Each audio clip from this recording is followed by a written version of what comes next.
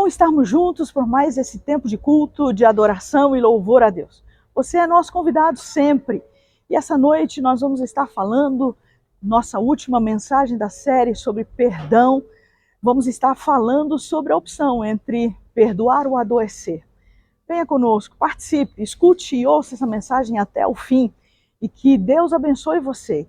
Que haja um mover do Senhor no seu coração e na sua vida. Que os teus ouvidos estejam abertos a ouvir aquilo que Deus tem a falar ao teu coração. Seja bem-vindo. Vamos ouvir aquilo que Deus tem a nos dizer essa noite. Queridos, nós já estamos olhando para frente, olhando para o futuro, né? Então, hoje é o último domingo que nós vamos seguir nessa sequência sobre perdão. Próximo domingo nós já vamos estudar o capítulo 1 de Apocalipse. Esse mês de agosto, vamos estudar o capítulo 1, capítulo 2, capítulo 3 e o capítulo 21 de Apocalipse. Então, os irmãos já estejam fazendo a leitura desses textos. Nós vamos continuar estudando na escola bíblica, um tempo muito especial. Hoje o irmão Rony estava ministrando na escola bíblica. Então, se você tem perguntas, se você quer ouvir, quer saber, é na escola bíblica que você vai estar interagindo sobre esse tema. E estejam orando esse período, esse mês, na escola bíblica. Será a nossa professora Gleides Domingues. Ela vai estar ministrando sobre esse tema. Estejam orando por ela. Ela está passando por uma aflição, uma luta pessoal, uma luta na família. A filha dela já desde que casaram, eles têm orado pedindo por uma criança. A filha dela já passou por um aborto e essa semana eles estão com uma luta com deslocamento de placenta, ou melhor, descolamento de placenta. Então estejam orando. E eu disse para ela, eu falei, olha só, presta muita atenção, vai orando você aí também. Porque aqui a reposição, né, sobre esse tema não é uma coisa muito simples. Esse não é um tema que a gente prepara da noite para o dia, né? Ela diz, então, ore por mim. E eu falei, a gente gosta de ter um material com antecedência para a gente estudar. Ela falou, eu ainda não preparei nada. Então, estejam orando pela irmã Gleides e que realmente ela tenha essa tranquilidade e segurança para a gente conseguir aprender juntos com o Senhor e com ela aquilo que Deus vai fazer através dela. E se houver alguma mudança de rota com relação ao tema, os irmãos estejam cientes disso. Então eu gostaria que estivessem realmente orando, intercedendo, orando por ela e pela filha, Ana Carolina, que Deus esteja cuidando dela, protegendo e dando esse tempo de feto que ainda está ali, né, se prendendo ao corpo dela, possa continuar abençoada e firme nos propósitos e desígnios do Senhor. E também ao pai dessa criança, o avô, né, o irmão Manolo, de igual forma. Mas esse vai ser o último domingo, quarta-feira, como disse o irmão Rony, né, os irmãos, se tiverem alguma pergunta, então quarta-feira, façam as perguntas. Mas estamos encerrando, não que tenhamos esgotado o assunto, mas eu penso que foi um período em que nós pudemos debruçar sobre essas questões a respeito do perdão. E hoje nós vamos concluir com ponderando sobre algumas questões que foram trazidas na lição da escola bíblica e durante a semana, no estudo de quarta-feira e nas leituras que nós fizemos no estudo do pequeno grupo durante essa semana. Começo então fazendo um questionamento que é trazido e que foi trazido pelo autor do livro que nós estamos estudando. O que é que aconteceria se todos nós aprendêssemos a pedir perdão de maneira mais eficiente? Se nós aprendêssemos a perdoar e a aceitar o perdão, o que é que aconteceria? Eu gostaria que você refletisse um pouquinho e tentasse achar uma história na sua vida em que se encaixa, ou entre irmãos, ou de você com pais, ou de você como pai com filhos, ou com vizinhos, com amigos, no trabalho. Houve alguma situação em que você não perdoou, Ou melhor, houve uma situação em que você estava disposto e disposta a perdoar, mas que o perdão não lhe foi concedido e você sofreu na sua alma por falta daquela palavra, eu te perdoo. Já ouvi isso? Reflita um pouquinho sobre isso. E se pudéssemos reverter todo o tempo para podermos lidar com essa palavra de uma maneira mais tranquila, mais comum. Se nós conseguíssemos identificar logo os nossos sentimentos, e se nós identificássemos tanto os sentimentos que nos ferem, quanto aqueles sentimentos de nós ferindo pessoas, e se imediatamente a gente dissesse, por favor, me perdoe, eu falei demais, não devia ter falado assim. Você não merece ouvir, eu estou com o coração pesaroso, me perdoe. Ou então, puxa, eu me senti ofendida, ofendido, e por conta disso eu agi assim, assado, eu quero te pedir perdão, não devia fazer isso, foi hoje cedo e tal, e meu coração durante o dia ficou assim, eu não quero terminar o dia assim. Já imaginou? Se nós começássemos a desenvolver essa prática de nos autoconhecer e termos domínio sobre nossas emoções, sobre os nossos sentimentos e pensamentos, e tivéssemos uma reação instantânea de restauração, de reconstrução e de comunhão, nos reconectando à alma do outro. Você também que está conosco online, eu gostaria que você pensasse sobre isso. Provavelmente nós teríamos menos litígios, nós teríamos menos desentendimentos, nós teríamos menos desavença. Essa pelo menos é a conclusão que eu chego a esse questionamento. E então, essa frase aqui embaixo, perdoar é libertar-se. E o irmão Rony muito bem disse hoje na escola bíblica, perdoar é libertar-se. Mesmo que o outro, que é o ofensor, tenha dificuldades em perdoar. Mas quando eu me coloco à disposição para perdoar, eu me coloco nessa condição de me libertar. Há um outro pensamento também que eu trouxe, que o autor diz que é o seguinte, a necessidade de ser perdoado, ela é universal. Vamos lembrar de João 3,16. Porque Deus amou o mundo de tal maneira que deu o seu Filho unigênito para que todo aquele que nele crer não morra, mas tenha vida eterna. Ali está uma declaração de perdão universal. Mesmo que naquele texto as pessoas não reconheçam Jesus como Senhor e Salvador, ali ele já declara o perdão universal. E ainda ele vem o seguinte, reconhecer essa necessidade de perdão constitui a essência do pedido de perdão. Então, se eu reconheço que eu necessito de perdão, eu entendo que é fundamental eu pedir perdão. Porque Jesus me perdoou, Deus me perdoou em Cristo Jesus antes mesmo de eu pedir. Porque o mesmo texto de João 3,16 diz, para que todo aquele que nele crê não morra, mas tenha a vida eterna, não seja condenado. E no mesmo versículo 33 diz, porque aquele que recebe, aquele que o confessa, não está sobre ele o peso da ira de Deus. Então o perdão de Deus já é estabelecido. O que precisa agora, aquele que entende que precisa do perdão, também perdoar. Faz sentido isso para você? Foram coisas que a gente estudou esses 2 meses.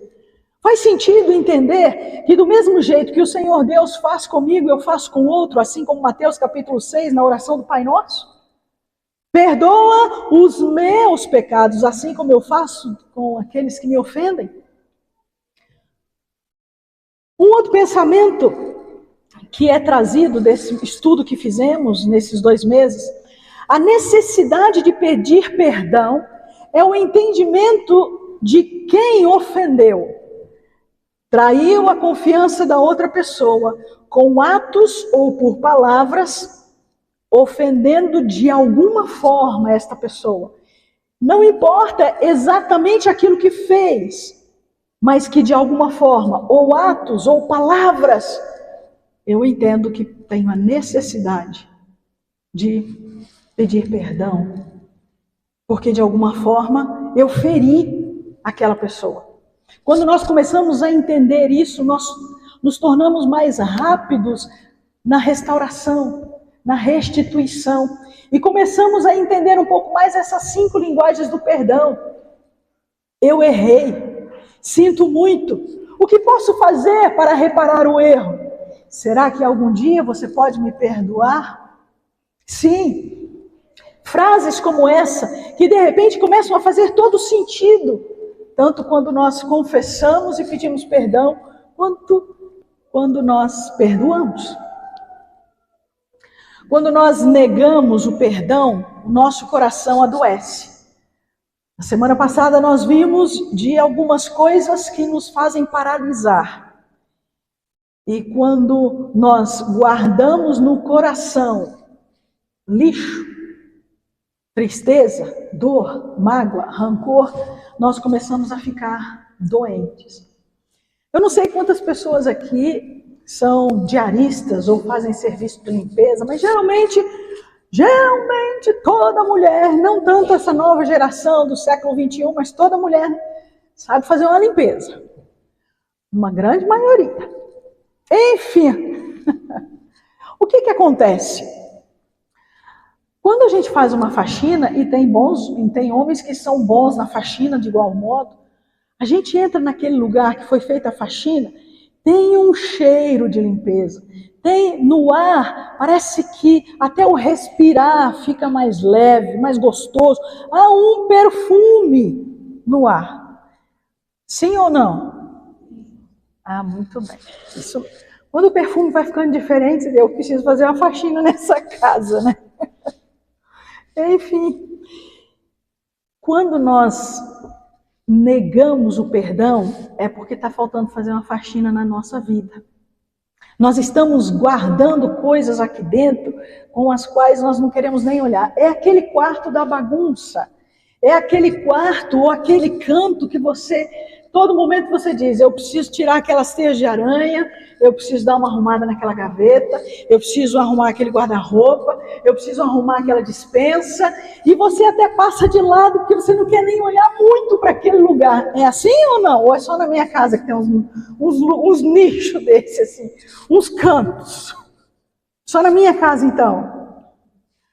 Eu fecho o olho, faço de conta que não existe aquela caixa, aquela gaveta, aquela parte do guarda-roupa, porque eu sempre digo, vai demorar um tempo para eu fazer isso aqui.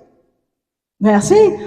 Ou aquela parte da cozinha que tem aquelas gavetas com aqueles potinhos, aquelas coisas que você diz, eu preciso fazer uma reciclagem nesse negócio. Isso. Vamos fazer. Já tem ajuda para fazer essa limpeza. Obrigada, irmã Luci. Vamos fazer essa faxina. É a mesma coisa, a gente sabe, e quando é que a gente sabe que precisa lidar com isso? Quando a gente não quer encontrar aquela pessoa, quando a gente não quer ir naquela repartição, naquele lugar, porque a gente vai se encontrar. Quando a gente não quer ir naquele encontro de família, quando a gente não quer ir, porque tem uma faxina que precisa ser feita, e eu não fiz. E todas as vezes que eu reluto com alguns temas pessoais, que envolve relacionamento, eu estou adoecendo. Por isso que negar a perdoar é adoecer. O Salmo 32, o versículo 3, diz o seguinte, vamos recitar juntos esse texto? O que o salmista Davi fala a respeito de uma situação de faxina que ele precisava fazer na vida dele? Vamos recitar juntos? Enquanto escondi os meus pecados, o meu corpo definhava de tanto... Opa! Ué? Falta de perdão faz gemer? Ué, do que ele está falando? E aqui, é claro, é o gemido mesmo, é como se ele realmente estivesse sentindo uma dor, de uma fisgada, de uma mordida, de um inseto, como se ele estivesse sentindo a dor no joelho, uma dor de cabeça. Era uma dor sentida, vivida, era uma dor que o fazia definhar. Então, em outro momento do texto, ele diz, o meu humor se transformou em sequidão de estio. Ele falava bonito, mas você sabe o que significa dizer sequidão de estio? Tristeza, amargura, depressão. É isso. Sequidão de estio. Ele não tinha alegria, ele não tinha prazer. Porque tinha que fazer uma certa faxina numa parte do seu coração, da sua alma. E ele estava deixando de lado, não queria mexer naquele assunto. Isso acontece conosco quando nós não queremos lidar com aquele tema. Nós estamos interrompendo o estudo sobre perdão, não é porque nós já somos experts em perdoar, mas porque a gente precisa respirar um pouco para não nos afligirmos por demais. Nós precisamos ter um tempo de estar meditando e refletindo no tema. E quem sabe, quando chegar o ano que vem, a gente diz, puxa, esse estudo sobre perdão, eu estou refletindo nele hoje. Ótimo! Louvado seja Deus! Porque nós não damos conta de absorver tudo aquilo que o Senhor Deus tem para nos dizer, para ministrar o nosso coração e a nossa vida. E está tudo bem, porque o Senhor Deus quer que de dia em dia, de passo em passo, nós estejamos aprendendo, crescendo e amadurecimento. Eu gostaria de olhar para a palavra do Senhor no texto de Mateus capítulo 18, que é o texto sugerido, e estamos aqui entendendo o arrependimento e o perdão quando eles são verdadeiros, aquilo que acontece. Precisa haver uma mudança de comportamento, uma mudança de atitude. É necessário nós estarmos vivendo um pouco parecidos com Jesus, como realmente pequenos cristos onde nós estivermos, na nossa casa, na nossa vizinhança, na vila, no trabalho, que as pessoas olhem para nós, no nosso comportamento e no nosso agir, e enxerguem Jesus em nós. Vamos fazer a leitura do texto? Mateus capítulo 18, versículo 23 ao versículo 35. Esse texto é um texto um tanto enigmático, mas ele é bem diretivo no que diz respeito ao perdão. Ele fala de alguém que tinha uma grande soma em dinheiro de dívida e que foi perdoado, mas que não perdoou aqueles a quem tinham ofendido ele ou que deviam a ele. E algumas lições são importantes para a gente trazer para a nossa vida e o nosso dia a dia. Vamos ler juntos esse texto, queridos? Vocês estão comigo? Como diz o irmão Valmir? Isso, então vamos juntos. Por isso, o reino dos céus é como um rei que desejava acertar contas com seus servos. Quando começou o acerto, foi trazido à sua presença um que lhe devia uma enorme quantidade de prata. Como não tinha condições de pagar, o Senhor ordenou que ele, sua mulher, seus filhos e tudo o que ele possuía fossem vendidos para pagar a dívida. O servo prostrou-se diante dele e lhe: tem paciência comigo e eu te pagarei tudo. O Senhor daquele servo teve compaixão dele, cancelou a dívida e o deixou ir. Mas quando aquele servo saiu, encontrou um de seus conservos que lhe devia 100 denários. Agarrou-o e começou a sufocá-lo, dizendo: pague-me o que me deve. Então o seu conservo caiu de joelhos e implorou: tenha paciência comigo e eu lhe pagarei. Mas ele não quis. Antes saiu e mandou lançá-lo na prisão, até que pagasse a dívida. Quando os outros servos, companheiros dele, viram o que havia acontecido, ficaram muito tristes e foram contar ao seu senhor tudo o que havia acontecido. Então o Senhor chamou o servo e disse: servo mau, cancelei toda a sua dívida, porque você me implorou. Você não devia ter tido misericórdia do seu conservo, como eu tive com você? Irado, seu senhor entregou-os aos torturadores, até que pagasse tudo o que devia. assim também lhes fará meu Pai Celestial, se cada um de vocês não perdoar de coração a seu irmão. Amém? Algumas coisas das quais eu gostaria de aprofundar no texto e de refletir. Tudo aquilo, Mateus capítulo 5 diz, tudo que eu desejar que os homens façam a mim, eu devo fazer também aos outros. Ao sentir-se feliz e exultante pelo perdão da sua dívida, ele deveria também ter uma generosidade transbordante. Mas o que foi que aconteceu? Ao contrário disso, este homem que foi perdoado, ele continuou hostil, avarento e rancoroso, egoísta, presunçoso. Era só para ele, não era para o outro. Ele só queria que fosse para ele. Ao invés de compartilhar da mesma bênção, a mesma generosidade, ele reteve a bênção. Uma das grandes lições que eu tiro do perdão é que perdão é compartilhar da bênção. Perdão é compartilhar do mesmo amor, do mesmo favor, da mesma generosidade que me foi concedida. Quem sou eu para segurar o perdão a alguém?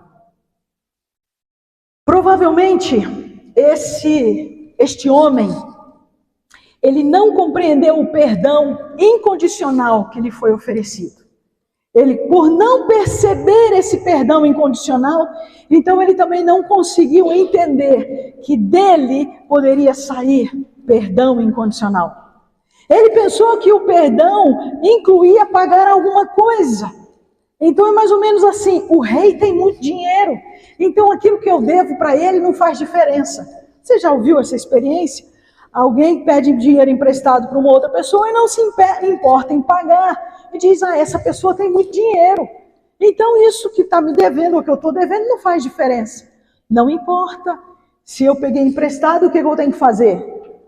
Porque se eu pegasse dinheiro emprestado no banco, eu podia negar, devolver? Não, porque se eu negasse devolver, o banco começava a usar um outro processo com a minha pessoa. Provavelmente essa pessoa desconfiava da veracidade do perdão daquele rei. Você não está me perdoando, não. Você só está falando isso aqui agora, mas eu tenho certeza, o ano que vem você vai me cobrar.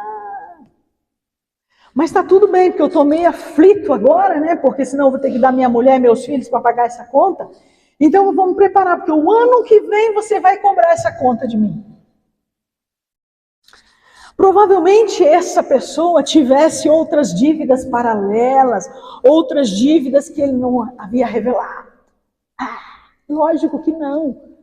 Tanto é que quando a outra pessoa chega para ele, ou quando ele vai cobrar do outro, ele não tem misericórdia.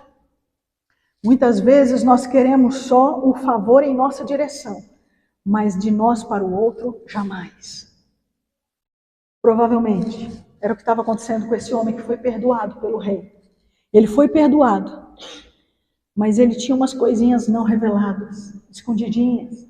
E como é que ele podia perdoar outros? Ele não estava sendo verdadeiro, ele não estava confessando, ele não estava abrindo seu coração. Então, veja, ele implorou perdão e o rei, que era misericordioso, perdoou. O conservo dele se ajoelhou e clamou: me perdoe, tenha misericórdia de mim.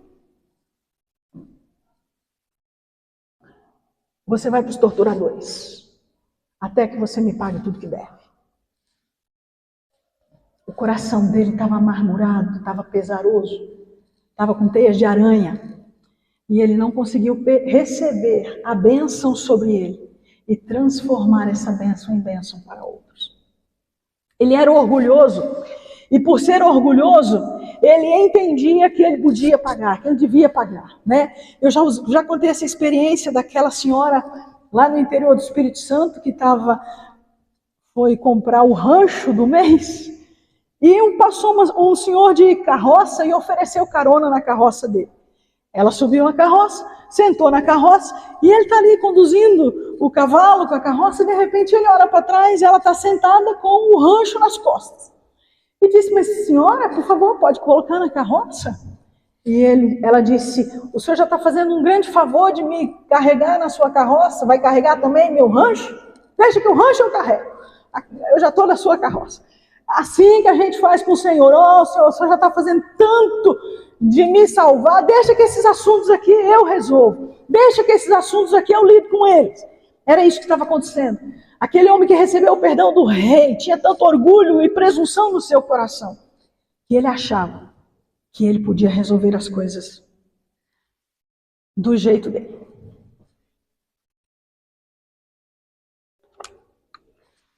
Eu fiz aqui um esquema para nós entendermos mais ou menos como acontece na nossa mente, no nosso emocional, quando nós guardamos, temos a frustração, a raiva e a vingança no nosso coração. Aqui há algumas ações que acontecem. Primeiro, quando nós deixamos que a frustração se transforme em raiva e vingança, então existem algumas atitudes, elas estão ali em cima. Eu me torno uma pessoa hostil, eu me torno uma pessoa rebelde. Tudo que vem daquela pessoa, daquela família, daquela instituição, eu rechaço, eu não quero, eu reclamo, eu me torno uma pessoa agressiva, eu me torno alguém apática. Tanto faz o rio correr para cima quanto correr para baixo. Tanto faz o dólar zerar como o dólar estourar. Não importa. Não é isso? Tanto faz a igreja celebrar uma viagem missionária como não ter nada, nem ter culto. A gente podia voltar tudo como era na pandemia, com o templo fechado, cultos online que às vezes não acontecia nada porque a internet caía. Não é isso, irmãos? Então, a pessoa é apática, não tem empolgação. A mesma reação quando nasce alguém é a mesma quando morre. A mesma reação quando tem dinheiro é a mesma quando não tem. Isso é apatia. É um sentimento quase depressivo. Depois, o ódio. Aí vem o extremo. Essa pessoa odeia tudo. Odeia o sol, odeia a noite. Odeia a chuva, odeia a estiagem. Odeia a flor e odeia a seca que não tem flor. Ela odeia tudo, não tem uma palavra de graça, não sai um perfume da sua boca, não tem um elogio. Essa pessoa, ela tem a manifestação da vingança, da raiva, da frustração no seu coração. É exemplificado por essas atitudes. Essa pessoa tem um mecanismo de fuga. E quais são os mecanismos de fuga? Então, de repente, essa pessoa se torna um beato de igreja. Está na igreja manhã, tarde e noite, tem a chave da abertura e a chave da fechadura. Essa pessoa, quando está pensando em dizer, vamos fazer um mutirão, essa pessoa já diz, eu estou dentro. E transforma aquele tema, aquela ideia, num valor. Por quê? Porque precisa apagar, precisa esconder, precisa colocar embaixo do tapete aquela faxina que precisa ser feita.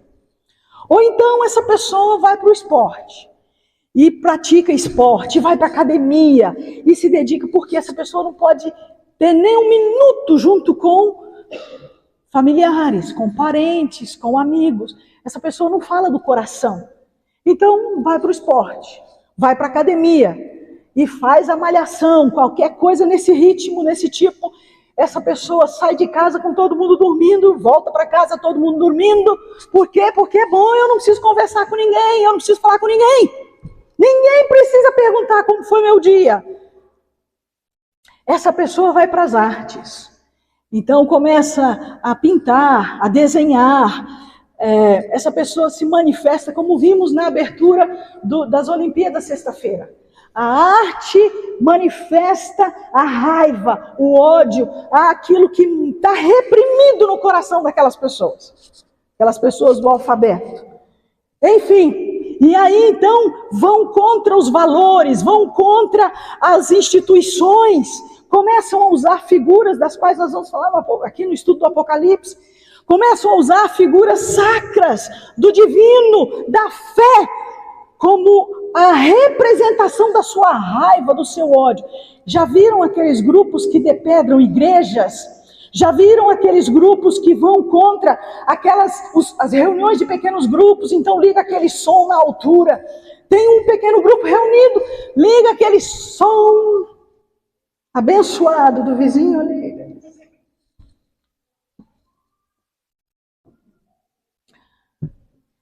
Tem outras manifestações da repressão. Por exemplo, tem pessoas que têm tanto ódio no coração que agridem policiais, professores. Tem tanto ódio no coração que não pode ver um político, que tem que agredir um político, tem que falar palavras grosseiras para um político.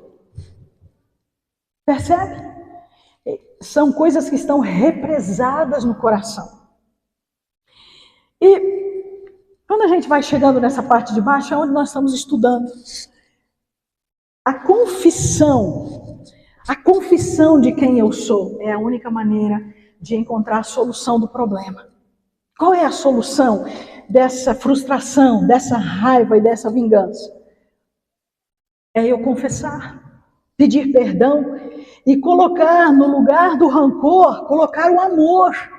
Então eu tenho que dizer, se eu saio por aí brigando ou xingando professores, quebrando o braço de professora, ou depedrando o que é público, eu tenho que dizer, olha, eu tenho tanto ódio guardado no meu coração, que eu acabo canalizando esse ódio para você. Você não tem culpa disso. É reconhecer, é confessar, é pedir perdão. Essa é a solução do problema. O que foi que não aconteceu no texto de Mateus 28? Aquele homem devia ter olhado para aquele outro conservo que estava de joelhos e diz, olha, eu sou igual a você. Eu acabei de ser perdoado. Quem sou eu para te cobrar? Levanta, vai para a tua casa. Tenha comunhão com a sua família. Você está perdoado. Mas quando o nosso coração está cheio de raiva, frustração, vingança, nós não conseguimos amar pessoas, nem confessar e nem perdoar. David Simmons diz que quando nós negamos a perdoar, nós sofremos com o que o texto de Mateus 28 diz, com os torturadores ocultos. No texto de Mateus 28, os torturadores eram os guardas da prisão que iam surrar, chicotear, castigar aquele devedor. No texto, torturadores ocultos são a raiva, o ódio, o desejo de vingança. São esses torturadores ocultos que estão na nossa alma e que a gente se remói, fica ali se torturando com aquele sentimento. A gente até quer, mas no fundo a gente não quer, não vai fazer porque eu não quero dar o braço a torcer. Que fulano me magoou, que Beltrana me machucou, eu não quero dar o braço a torcer. Então eu guardo aquilo no meu coração e aquilo me tortura. Por isso que o texto diz de torturadores ocultos. E o Salmo 32, Davi diz que o seu humor se transformou em sequidão de estio. Ele diz que enquanto ele não confessou o seu pecado, os seus ossos adoeceram. Então, quando nós negamos o perdão, nós sofremos com esses torturadores ocultos que assumem a forma de sentimento de culpa, distúrbios mentais, autodepreciação, insônia, distúrbios alimentares, dependência de drogas, condutas autodestrutivas, conflitos pessoais. O irmão Mauro tem ido, a semana passada a gente esteve orando por ele, as terças-feiras ele tem ido lá na pastoral carcerária, né? E se alguém quiser acompanhar esse homem de Deus, e lá na prisão tem um monte de gente assim, né? Com esses torturadores ocultos. E eles têm um monte de defesa. Ah, porque fizeram comigo. Ah, eu estou aqui, eu não tenho culpa por estar aqui, eu não tenho razão, mas fizeram comigo. E essas coisas torturam a pessoa. Torturam a pessoa. Enquanto a pessoa não reconhece, não pede perdão, não tem a cura da sua alma. Autodepreciação, não se valoriza, não tem autoestima no lugar onde Deus quer, não consegue entender os conceitos que estão lá em Efésios capítulo 2, capítulo 3 e capítulo 4. Filho amado de Deus, lavado, remido, resgatado por Cristo Jesus. Sim, não consegue entender isso porque tem um torturador oculto que diz: você é um pecador, você não merece o amor de Deus, você não merece o perdão de Deus. E eu não sou boa com a arte, mas eu tentei aqui traduzir em alguns gráficos, alguns desenhos, esse pensamento. O entendimento que eu tenho é que nós somos tricotômicos. Então, nós somos corpo, alma e espírito. O espírito é aquilo que clama no meu ser por um relacionamento com Deus. A alma é a que pecou e precisa ser restaurada, se transformar à semelhança de Cristo Jesus. Precisa do perdão. E o corpo é aquilo que nós todos sabemos que é pó e vai o quê? Vai voltar para o pó. Então, pensando nessa dinâmica do perdão, eu queria só lembrar-nos aquilo que acontece. Na alma é onde está o nosso pensamento, o nosso intelecto, é onde estão as nossas vontades, onde estão as nossas emoções. Lembra dos torturadores ocultos? Eles estão aqui na minha alma. Quando eu tenho desejo de fazer alguma coisa, quando eu sinto alguma coisa na minha alma, que esse negócio está me deixando enferma, doente. E é aqui que o Senhor Deus quer restaurar, quer curar, quer transformar. É aqui que Ele quer deixar o perdão dEle agir de maneira integral. É aqui na minha alma que Ele quer falar comigo e apresentar os desafios eternos para mim. Por isso que ler a Bíblia e orar, buscar comunhão e intimidade com o Senhor é um desafio para quem quer cura da sua alma. Não adianta curar o corpo, porque o corpo é pó e vai voltar ao pó se eu não curar a alma. Vimos a semana passada a preocupação de Jesus com aquele enfermo. E Jesus não curou o corpo, Jesus curou a alma. E a alma curada, o corpo ficou restabelecido. Porque a doença manifesta no visível era oriundo do coração. Mas por que a alma? Porque logo em seguida, se a minha alma não é curada pela ação do Espírito de Deus em mim, todas estas outras coisas que eu fizer serão manifestações de desejos pecaminosos. Tudo aquilo que está ali ao redor, ao invés de ser bênção na minha vida, então eu vou usar para desejos que estão com segundas, terceiras e quartas intenções.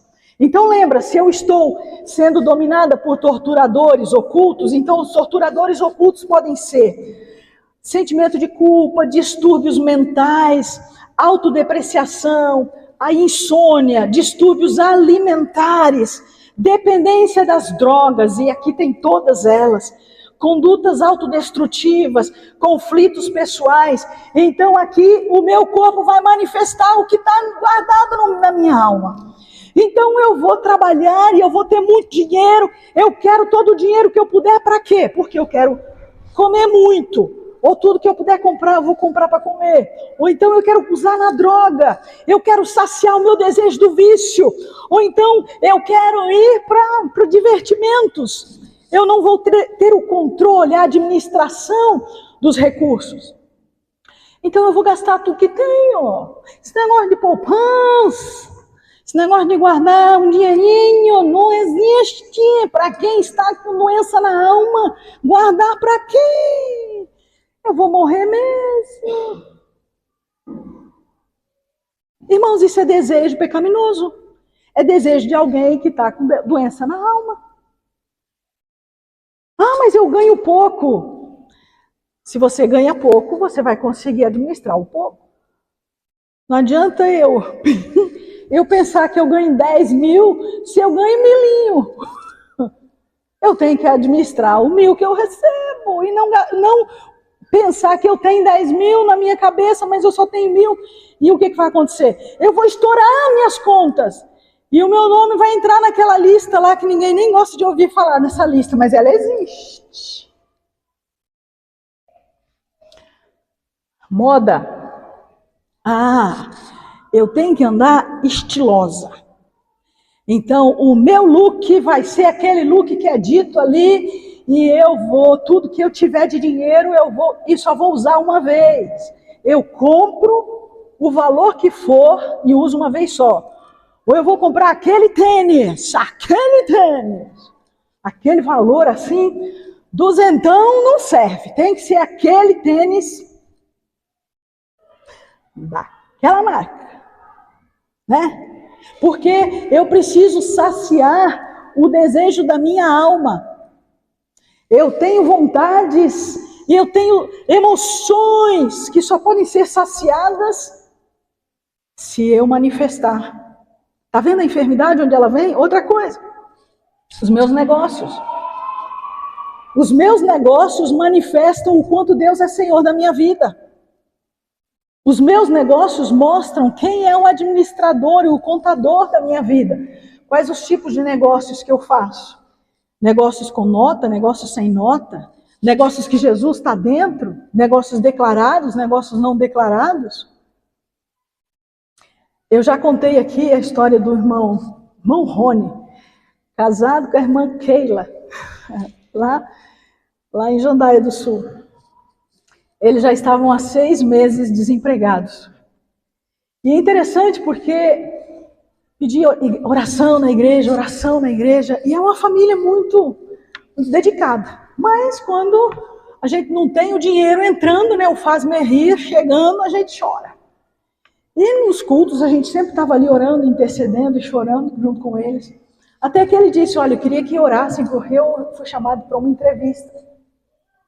E na cidade, na parte final da cidade, tinha uma empresa que fazia santos e imagens.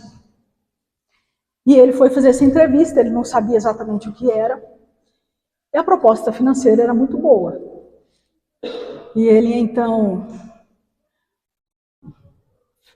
foi para a entrevista. Quando ele perguntou, gostaria de saber, o que é que vocês querem que eu trabalhe aqui? Ah, nós fazemos velas para despachos, velas para fazer algumas coloridas, tem velas assim, velas assado, tem umas imagens assim. Então não é para mim esse trabalho. Não, mas você estava dizendo que o valor aqui estava sendo bom, você está desempregado há 6 meses, sim. Mas eu sou de Jesus Cristo. E eu não posso fazer alguma coisa que o Senhor condena.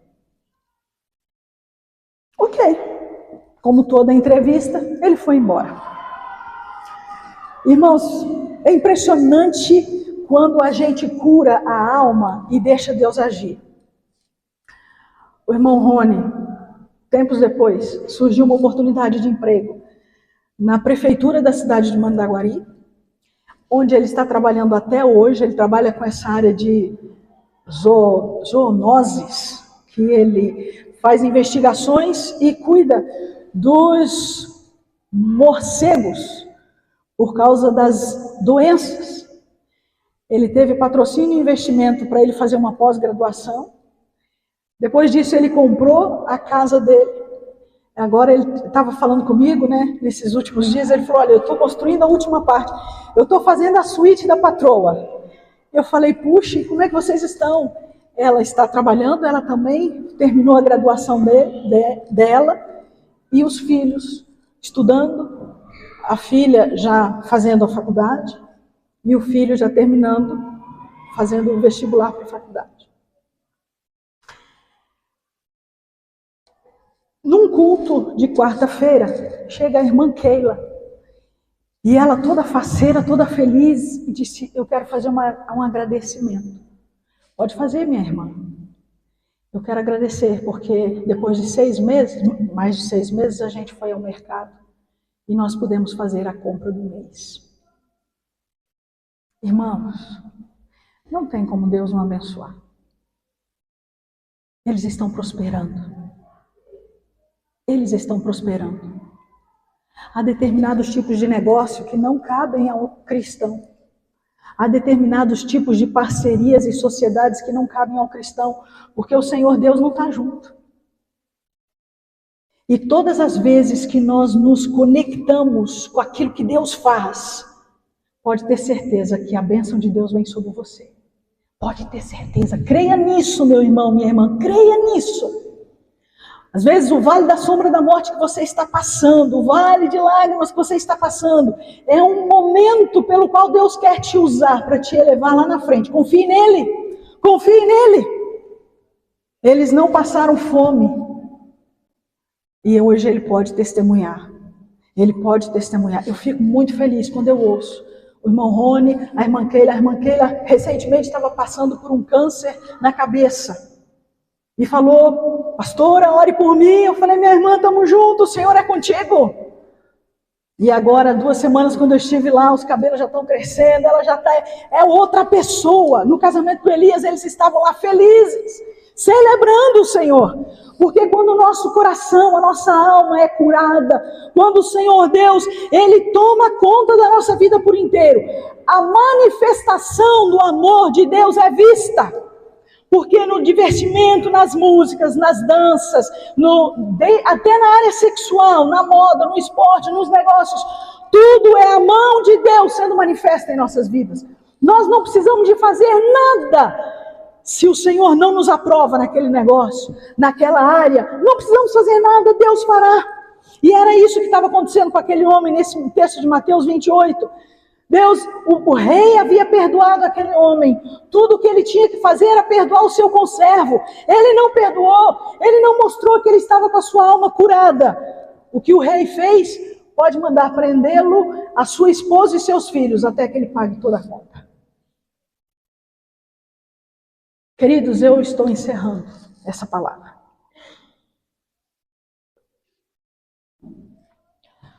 Como última palavra dessa série sobre o perdão, eu gostaria de te desafiar. Semana passada nós falamos que perdão cura relacionamentos familiares. Hoje você pode escolher ou perdoar ou adoecer. Ou permitir que Deus conduza a sua vida, ou você assumir o controle da sua vida e dizer, Senhor, olha, o Senhor vai cuidar da minha vida só nessa área, o restante eu faço. E eu tenho certeza que você há de se arrepender. O Mar Vermelho só se abriu quando o povo pôs o pé no mar.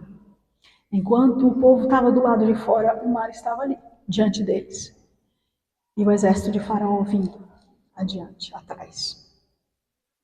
Mas quando o povo põe o pé no mar, Deus abre o mar. E eles atravessam a seco. Você quer atravessar a seco? Você quer viver na condução do Senhor? Há alguma dificuldade que você tem vivido e experimentado? Que você ainda não experimentou o sobrenatural de Deus na sua vida? Há alguma área ou alguém que vem na sua memória que você tem dor no coração porque ainda não te pediu perdão? Ou que você tem dor porque você ainda não foi nesse movimento de direção a essa pessoa? E que você quer orar colocando essa pessoa diante de Deus? Essa é a hora. Aquilo que Deus falou ao teu coração. E você tome a decisão de andar nos caminhos do Senhor. E diga, Senhor, não importa. Se o Senhor está dizendo para eu ir, eu vou. Se o Senhor está dizendo para eu fazer, eu vou fazer. Se o Senhor está dizendo para eu ficar parada, eu ficarei. Mas eu não quero dar um passo ou ter qualquer atitude se o Senhor não me conduzir.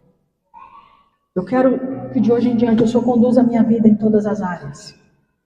Desde o lazer, desde o divertimento, desde a área da intimidade no relacionamento sexual com a minha esposa, meu cônjuge, desde o meu relacionamento com os meus filhos, com os meus pais, do meu trabalho, dos meus negócios. Eu não quero tomar nenhuma atitude se o Senhor não fizer. Eu quero experimentar o teu sobrenatural. Eu quero experimentar o Senhor abrindo o mar na minha frente. Feche seus olhos, eu quero orar com você e depois nós vamos cantar. Pai, quão gostoso é estarmos na tua presença e sermos ministrados pelo teu Espírito. Mas há coisas tão difíceis para o nosso entendimento, Senhor. E que nós precisamos de ajuda porque sozinhos não conseguimos. Então, o Espírito Santo de Deus, venha sobre nós. Ajuda-nos, ó Deus, ajuda-nos. Ajuda-nos a colocar em ordem a nossa vida, o nosso coração, a nossa casa. Ajuda-nos, ó Deus, a nos perdoarmos a nós mesmos. Ajuda-nos a vivermos na dependência do Senhor. É assim que queremos, essa é a decisão que fazemos. A começar em mim, em nome de Jesus. Amém. Que bom que você ficou conosco até aqui. Se você gostou, Deus falou ao teu coração e você foi movido a tomar uma decisão em direção àquilo que o Senhor lhe falou, eu quero pedir que você compartilhe em suas redes sociais, compartilhe com seus amigos, entre em nossas outras redes sociais. Nós queremos o teu joinha, o teu like e que realmente, da mesma forma como você foi abençoado, outras pessoas, outras vidas possam abençoar. E venha nos visitar. Nós estamos aqui na rua Anair Bonato Tozin, número 237, no bairro Mauá, em Colombo. Você, sua família, seus amigos, são todos muito bem-vindos. Deus abençoe.